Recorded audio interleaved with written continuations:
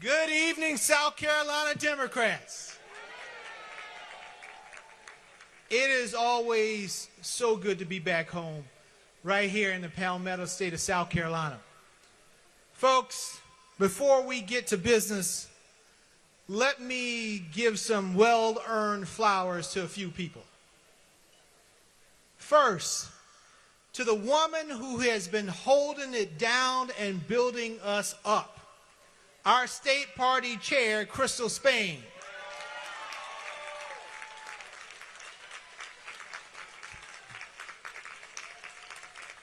Y'all, Crystal is not here to play. She's here to win. And because of her leadership, we are more organized, we are more energized, and we are more focused than ever before. And I am going to be on record right now to the South Carolina Republican Party. 2026 is going to be a reckoning. We're going to have people look at South Carolina a little differently, and that is because of the leadership of our Madam Chair, Crystal Spain. And folks, let's hear it from my brother in arms, Governor Wes Moore.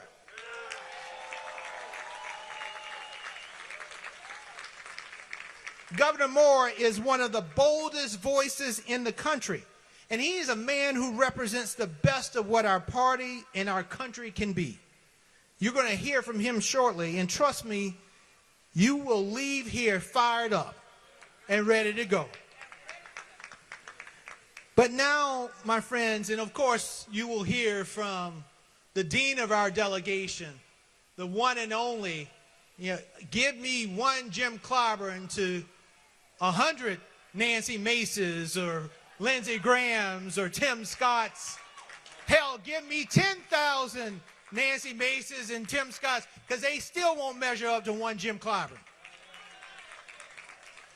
But folks, now let me introduce a man who has been in the trenches with me for years, from the halls of Congress to the campaign trail, and now leading one of the most forward-thinking states in the country. Folks, I met Tim Walz when he was a freshman member of Congress, a former public school teacher, a National Guard veteran who came to Washington from a district that people thought that we would not win, but in 2006, he showed them that we could, and then we did. He came to Washington with something rare, a backbone and a heart. And when I was DNC chair, he stepped up as our vice presidential nominee. This man put it all on the line. He didn't run for the show, or he didn't run for show. He ran with soul. He met the moment with grit, grace, and an unshakable conviction.